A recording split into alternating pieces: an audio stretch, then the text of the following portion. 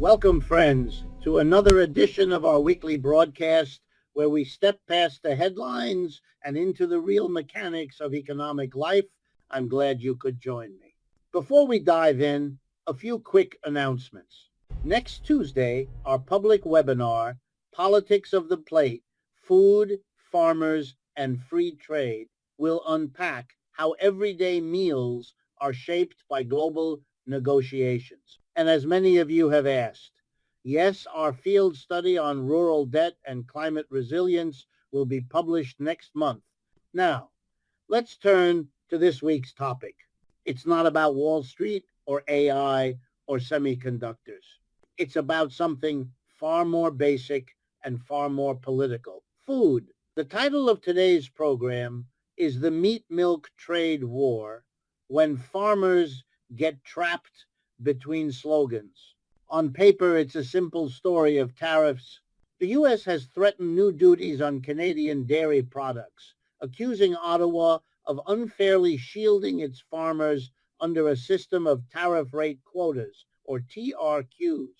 Canada, in turn, has hinted at countermeasures on U.S. pork exports, a sector already battered by rising feed costs and tightening veterinary regulations. What began as a negotiation over market access is now turning into a political morality play, staged across rural North America. Let's begin with the symbols. In Washington, standing up for farmers has become a ritual chant. Every few years, trade representatives promise to defend our producers against foreign protectionism. The same language echoes north of the border in Ottawa, where politicians vow to protect the family dairy farm from American giants. But if you talk to the farmers themselves, the slogans sound hollow. They aren't looking for flags to wave. They're looking for buyers who pay. Somewhere in Iowa, a soybean and hog farmer scrolls through his tablet, checking export data. Shipments to Canada have slowed. Feed costs linked to global corn prices keep rising. On the other end of a video call, a dairy producer in Quebec adjusts her headset. She's watching the same drama unfold in reverse. Ottawa promising defense of supply management while her own margins shrink under tighter quota rules and aging equipment.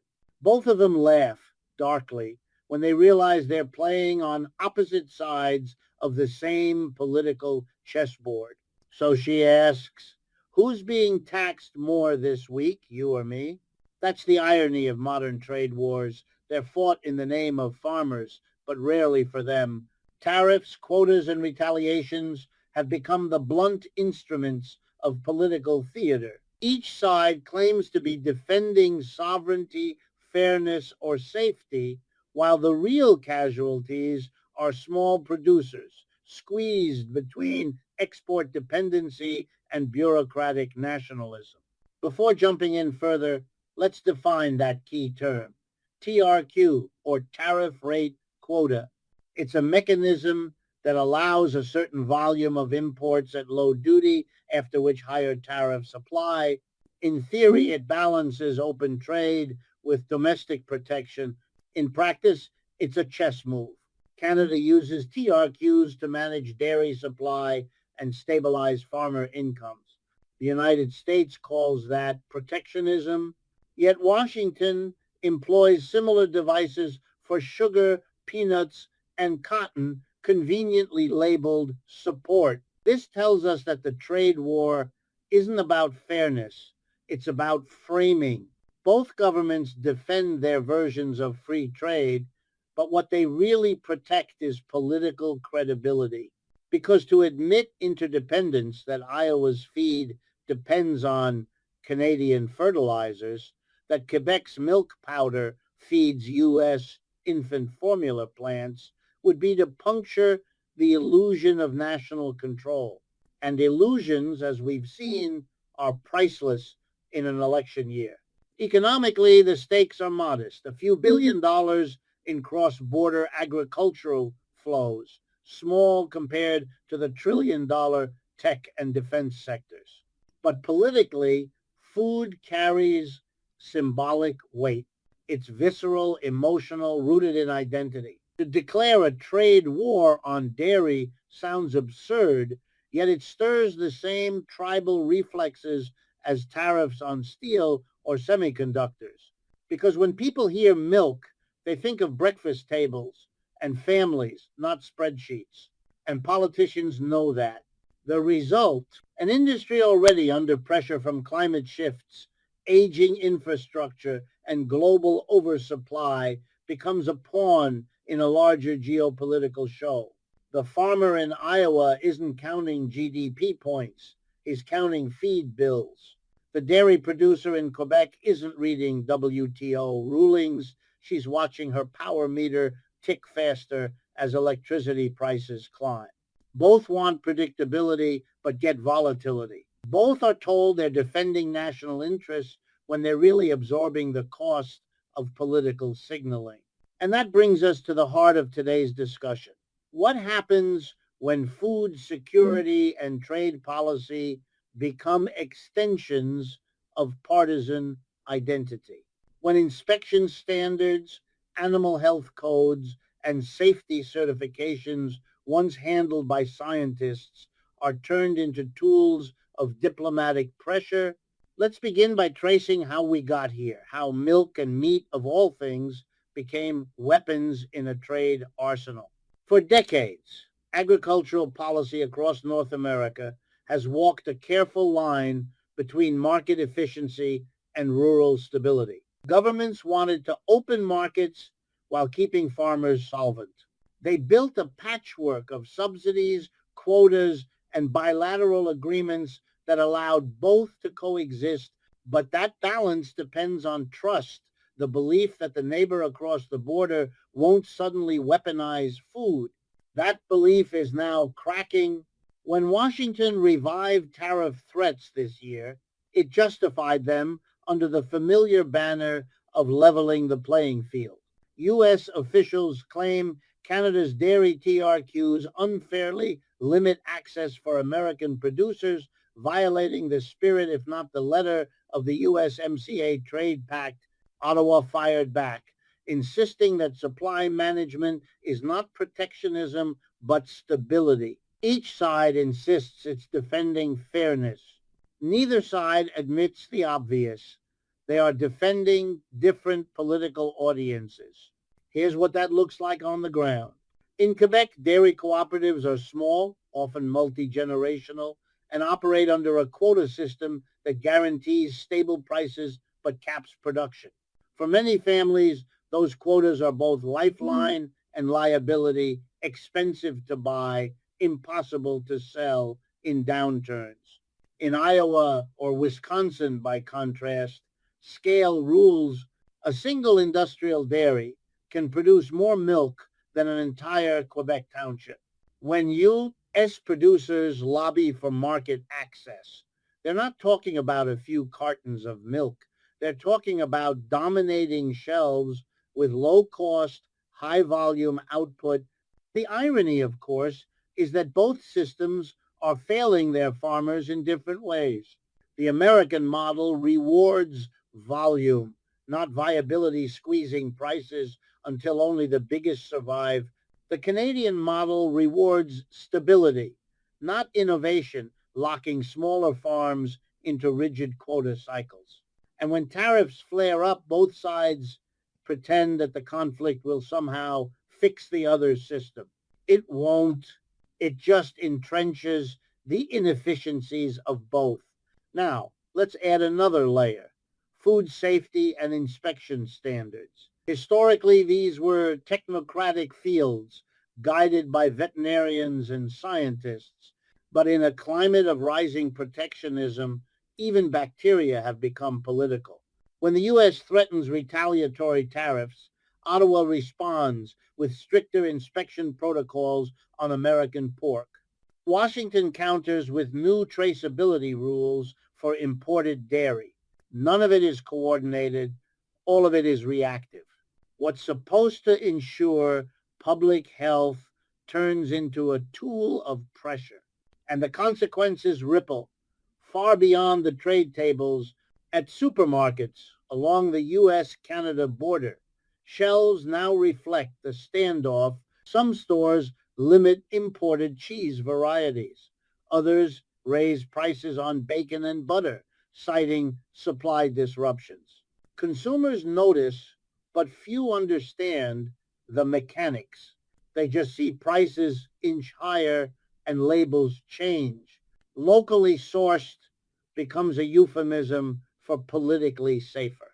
Meanwhile, logistics operators, the people who actually move the goods, are caught in the crossfire.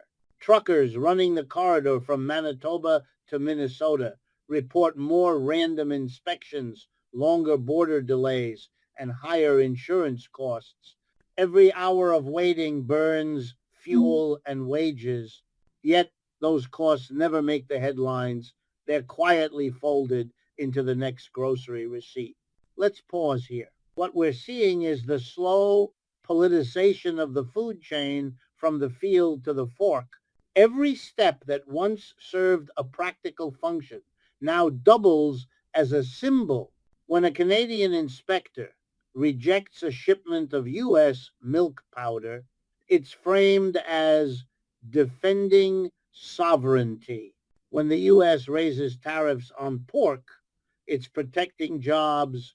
The actual food becomes secondary. The message matters more than the meal. This tells us something sobering.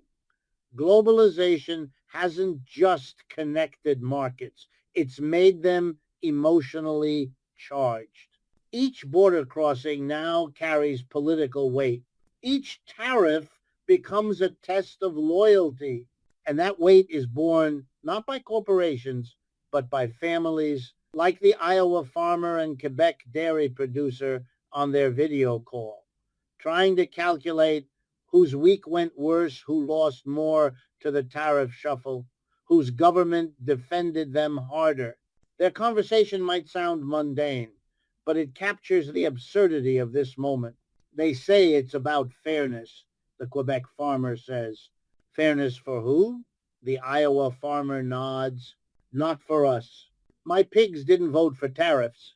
They laugh, but it's a weary laugh, the kind that comes when you've realized that your livelihood has become someone else's talking point. And that's the real issue here. When economic pain is distributed as political theater, empathy disappears. Each side blames the other, while both endure the same structural squeeze: rising input costs, corporate consolidation, and dwindling bargaining power. The slogans, buy local, protect our farmers, level the field, sound noble. But as the numbers show, smallholders on both sides of the border are losing ground, not gaining it. Let's move now from the border to the boardroom, where the trade war over meat and milk truly takes shape. Because beneath the rhetoric of protecting farmers, what we find is a familiar pattern: consolidation. The agricultural economy on both sides of the U.S.-Canada border is dominated by fewer and fewer players. The conflict over tariffs, quotas, and access isn't really a struggle between nations. It's a negotiation among corporate intermediaries, processors, exporters, and retail chains that shape what consumers pay and what farmers receive. Consider the U.S. pork sector. 20 years ago, there were tens of thousands of independent hog farms across the Midwest. Today, over 70% of production is controlled by a handful of vertically integrated companies. They own the animals, the feed, the slaughterhouses, and even the brand names in your supermarket. Farmers, once independent producers, are now contract growers. They raise livestock owned by corporations, on schedules set by corporations, under prices dictated by corporations. They're told they're entrepreneurs. In truth, they're pieceworkers in rubber boots. Meanwhile, in Canada, supply management, the very system under attack, has become its own form of cartelization. Quotas have capitalized into million-dollar assets, pricing new entrants out of the market. The system was designed to protect small farmers from volatility, but in practice, it protects incumbents from competition. A new dairy farmer in Quebec must buy production rights before buying a single cow. The bank finances both. Stability, it turns out, has a price and a mortgage. So when trade officials argue that one system is unfair, they're missing the point. Both are unfair, just in different directions. One concentrates profits through deregulation, the other through licensing. The victims look the same: younger farmers, smallholders, rural communities, but those realities are inconvenient to discuss on campaign trails. It's easier to blame another country than confront domestic power imbalances. Now let's talk numbers. According to USDA export data, U.S. pork shipments to Canada in 2024 dropped by nearly 15% compared to the previous year, partly due to rising tariffs and stricter inspection protocols. Canadian dairy exports to the U.S., constrained by TRQs, have stagnated around 3% of total U.S. dairy imports, barely a rounding error in a $60 a billion industry. The scale of this war is microscopic compared to its political noise. Yet media coverage treats it as a high-stakes battle for national pride. That mismatch between scale and symbolism is what turns economics into ideology. It's also why corporations stay quiet. They don't need to intervene. They can adapt. If tariffs rise, they reroute trade through subsidiaries, repackage goods, or use shell companies in neutral countries. The system is flexible for those with lawyers. For farmers, it's rigid as ever. The Iowa hog farmer can't reroute his livestock through Switzerland. The Quebec dairy producer can't open a plant in Delaware. They live where they work, and the border is real. That asymmetry extends to consumers. When tariffs increase, prices rise, not dramatically, but unevenly. Border towns see spikes first. A gallon of milk in Vermont costs more. A pound of bacon in Ontario costs more. Retail chains absorb part of it, but always pass some along. By the time voters notice, the talking points have shifted. Politicians blame supply shocks or international tensions as if those were acts of God rather than deliberate policies. And while we're here, let's not forget the myth of the food patriot. In every trade war, leaders call for national consumption: buy American, buy Canadian. It feels moral, even noble, but it rarely changes supply chains. The cheese labeled local in your store may still use imported cultures. The bacon branded domestic may come from hogs fed on soy grown in Brazil. Food nationalism, like most nationalism, thrives on selective ignorance. By the way, this selective ignorance has political uses. It turns global interdependence, a fact of modern agriculture, into a scapegoat. If prices rise, it's the other country's fault. If exports fall, it's because of unfair quotas. The result is a feedback loop where both sides escalate symbolic actions to satisfy domestic outrage. Washington raises tariffs on milk. Ottawa restricts pork permits. The underlying system doesn't change, but the anger is refreshed. It shows us something fundamental about the age we live in. Capitalism, when it runs out of real frontiers, starts manufacturing conflicts to sustain itself. A trade war is not a rupture, it's a renewal. It gives old industries a reason to stay politically relevant, even when their models are unsustainable. And it distracts from the larger structural issues: climate change, soil depletion, rural depopulation, that neither side wants to confront. In that sense, the meat milk trade war is not about tariffs at all. It's about legitimacy. Both governments are trying to prove they still have control over the forces of globalization. Both fail, but theatrically, and as long as farmers keep surviving, barely the illusion holds. Before we dive into the politics of food security, let's pause to remember what that term once meant. It used to describe something simple, the guarantee that every citizen, regardless of income or geography, could access safe, sufficient, and affordable food. Today it has become a slogan stretched, inflated, and repurposed to justify almost any policy. Both Washington and Ottawa invoke food security as they escalate tariffs, as if taxing each other's exports were somehow a patriotic duty to keep dinner tables full. But here's the paradox. The louder governments speak of food security, the less secure the actual system becomes. The trade war over meat and milk has turned interdependence, once the foundation of stability, into a perceived threat. Yet, it was precisely that cross-border flow of feed, livestock, and dairy that kept prices moderate and supply steady through the last 2 decades.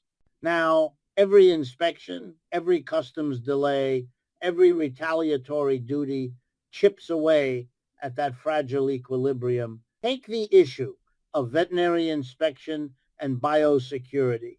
Both countries pride themselves on high safety standards, but those standards are now being adjusted in the name of sovereignty. The U.S. tightens antibiotic traceability requirements on imported cattle. Canada imposes stricter certification on U.S. pork plants. Ostensibly, these are public health measures. In practice, they are tactical, a way to exert pressure without calling it protectionism. That's how science gets politicized, when laboratories are asked to deliver diplomatic results. And this politicization spreads fast. The food industry depends on predictability, fixed delivery schedules, standardized rules, consistent certification. When that predictability dissolves, companies respond by cutting corners or raising prices. Small producers can't afford either option. A dairy co-op in Quebec can't redesign its testing process every time Washington reinterprets a clause of the trade deal.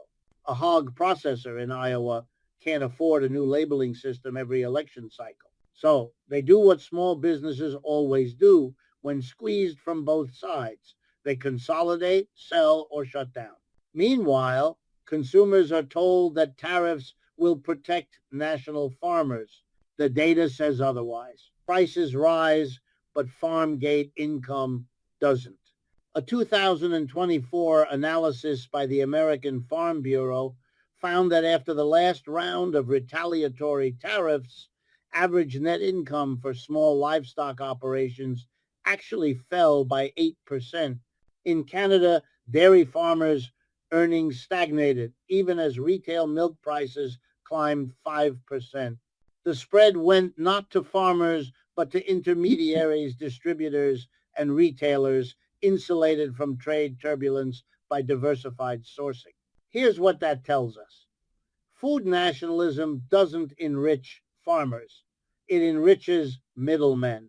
The flags on packaging change, but the profit margins stay exactly where they were.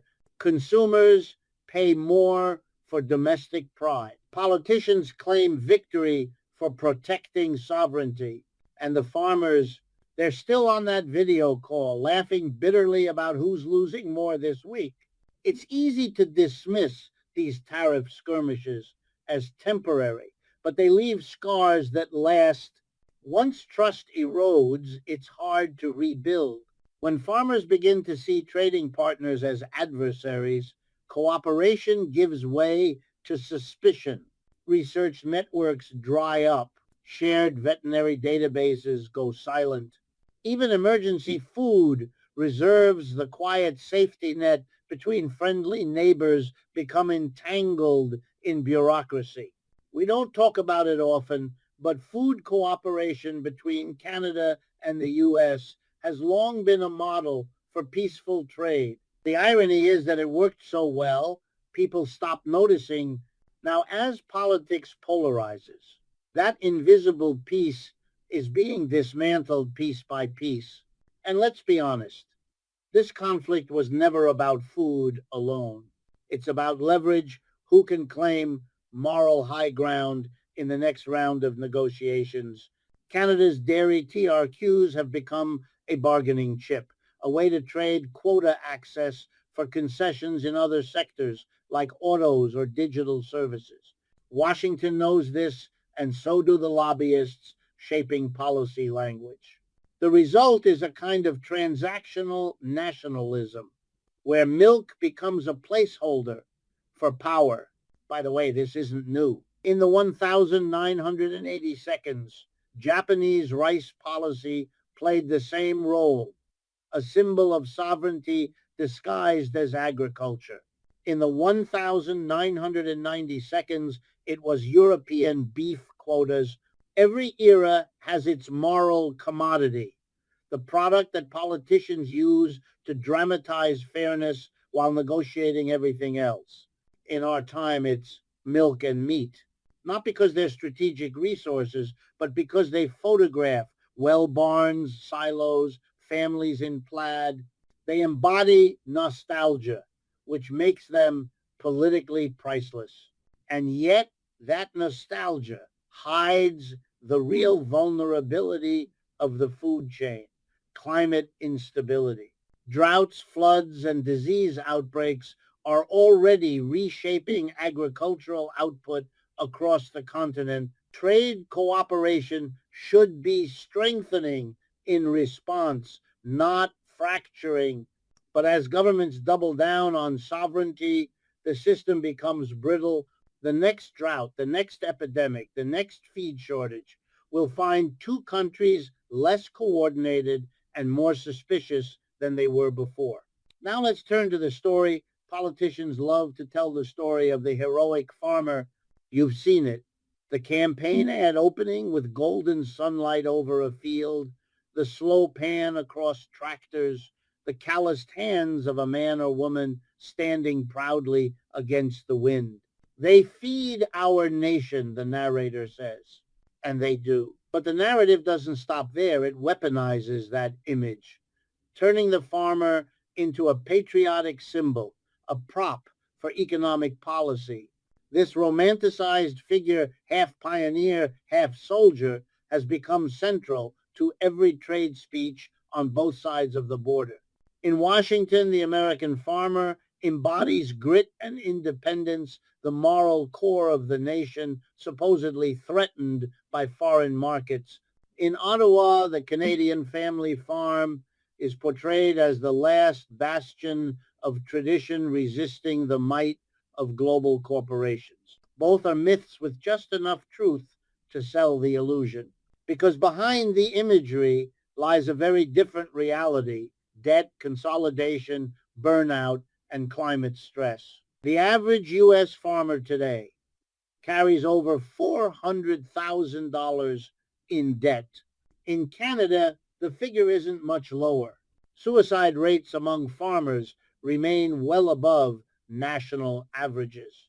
Yet every election season, they are told they're the frontline warriors of sovereignty, that their pain is proof of patriotism, as if being squeezed by tariffs, quotas, and corporate contracts were an act of civic duty. That's the cruel paradox of modern populism. It praises farmers loudly, but protects them selectively. It invites them to rallies while cutting the programs that actually help them survive: rural credit relief, cooperative grants, crop insurance reform. Instead of policy, they get applause, and applause doesn't pay the feed bill. When the Iowa hog farmer calls the Quebec dairy producer over video, they don't see enemies, they see mirrors. Both have watched urban politicians talk about the people who feed us while voting for subsidies that favor agribusiness giants. Both have seen environmental rules rewritten not to protect land, but to protect lobbyists. Both have heard promises of fair trade turn into years of legal limbo. They understand what economists often forget, that the cost of political theater is measured in fatigue. And fatigue has consequences. Rural communities, once the backbone of social solidarity, are fracturing. Younger generations leave. Equipment rusts. Local banks merge or close. When small farms fail, the land doesn't vanish, it's absorbed by larger ones. Each round of tariff escalation accelerates that trend because only the largest can survive long enough to outweigh political uncertainty. The farmer's struggle becomes the corporation's opportunity. Let's not forget how the narrative gets maintained. It's not only politicians, it's media too. News segments frame the trade war as a moral duel, our farmers versus theirs. It's good television, clear roles, simple emotions, but reality doesn't fit into that frame. The same multinational corporations that process Iowa pork also distribute Canadian cheese. The same retail chains source beef from both sides of the border. It's a web of mutual dependency packaged as rivalry. And yet, the language of rivalry persists because it keeps voters emotionally invested. Protect our farmers, they're told, as if farmers were an endangered species in need of political zookeepers. In truth, most farmers don't want protection, they want predictability. They want a system where contracts are transparent, where environmental standards are consistent, where tariffs aren't rewritten every 4 years to match campaign slogans. By the way, the danger here is subtle but profound. When the state replaces genuine agricultural policy with sentimental nationalism, it sets the stage for disillusionment. Farmers eventually realize they've been used, that their hardships are photo opportunities. That realization doesn't breed loyalty, it breeds cynicism. And cynicism, once entrenched, corrodes democracy. When people stop believing policy can help them, they stop believing in policy altogether. But the cracks in the illusion are showing across the Midwest and in rural Quebec. Farmers are starting to organize beyond party lines. New cooperatives and cross-border alliances have formed to share information, track tariffs, and demand transparency. They're not shouting slogans, they're sharing spreadsheets. They want to know who actually profits when politicians claim to defend them. And the answer, as their data shows, is rarely the farmer. Here lies a small but important shift. Solidarity is replacing spectacle.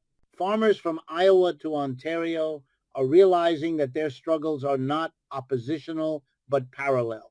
They're learning to read trade policy not as national rivalry but as a shared problem of power. When the hog producer and the dairy farmer laugh over their video call, it's not just gallows humor, it's quiet recognition. They're both tired of being mascots in someone else's campaign. So the question becomes, if the slogans have failed, what comes next? Can rural communities reclaim their agency from politicians who use them as symbols? Can food policy return to being about nutrition, sustainability, and fairness instead of tariffs and talking points? In our final part, we'll explore that possibility. We'll look at how the politics of food could evolve into a genuine movement for cooperation, one that measures success not in headlines, but in harvests. Before we close, let's step back from the noise from the tariffs, the talking points, and the theater, and ask what this trade war really tells us about our political economy. The meat-milk conflict, as the media calls it, isn't about cows or pigs or border disputes. It's about the collapse of honesty in governance. It's about how complex Interdependent systems are simplified into moral slogans so voters can feel certainty where there is none. Let's be clear. Both sides know the tariffs will not fix their problems. They won't revive rural economies or lower food prices or make trade fair. They're gestures, political choreography designed to signal strength. It's the same logic that drives every modern economic standoff. When you can't solve, you perform. And when you perform long enough, performance starts to feel like policy. Meanwhile, the food system keeps unraveling under its own contradictions. Farmers are told to be patriotic and productive, but punished when markets shrink. Consumers are told to buy local, but face higher prices and fewer choices. Governments preach cooperation while negotiating through ultimatums, and through it all, multinational agribusiness, the quiet third party in this duel, continues to expand, quietly profiting from both the chaos and the calm. This is the paradox we must face. The trade war over milk and meat is not a clash between nations, it's a dance between political theater and corporate continuity. Both depend on each other. Politicians need the spectacle of conflict to justify their relevance. Corporations need the predictability of that spectacle to plan around it. The only ones left without a seat at the table are the farmers whose names fill the speeches. Yet there is another path, one that begins with acknowledging what these tariffs try to hide. Interdependence. North American agriculture isn't a battleground, it's an ecosystem. Corn in Iowa feeds cattle in Alberta. Dairy from Quebec supplies processors in New York. Feed, fertilizer, and labor cross borders daily, unseen, uncelebrated. It's that quiet integration, not nationalism, that keeps the continent fed. Destroying it in the name of sovereignty is like burning a barn to prove ownership. And beneath that interdependence lies a moral question. What kind of economy do we want our food to come from? One driven by retaliation or one grounded in reciprocity? We live in a system that claims to reward efficiency, yet spends billions subsidizing waste. We defend family farms while designing policies that bankrupt them. We talk about freedom to trade, but deny farmers the freedom to plan for the next season without fear of political whiplash. By the way, this isn't just a North American story. Around the world, food is becoming a weapon of diplomacy. Tariffs in Europe, grain bans in Asia, fertilizer hoarding in Africa. Each case follows the same pattern. Insecurity disguised as pride.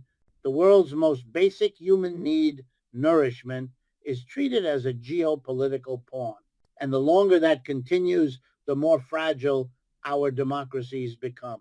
Because when people can't trust that their daily bread is safe from politics, they stop trusting politics altogether. But amid this cynicism, something real is growing. Across the borderlands, farmers, consumers, and activists are forming quiet networks, trading knowledge, seeds, and solidarity. They're challenging the idea that trade must mean competition, that food must mean nationalism. They're experimenting with cooperative insurance, joint certification, and local exchange systems that bypass government standoffs. It's small, it's imperfect, but it's genuine. They're not waiting for permission to cooperate, they're just doing it.